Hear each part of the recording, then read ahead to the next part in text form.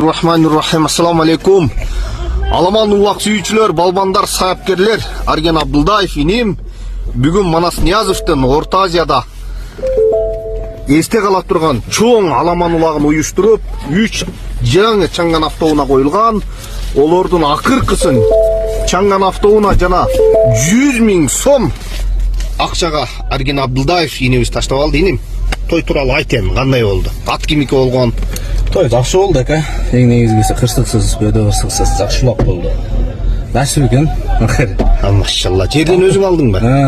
Машалла. Ат кимики болгон Арген? Эми Актооктон Арак акамдын аты. Актооктон. Алайда Коштайга салгам.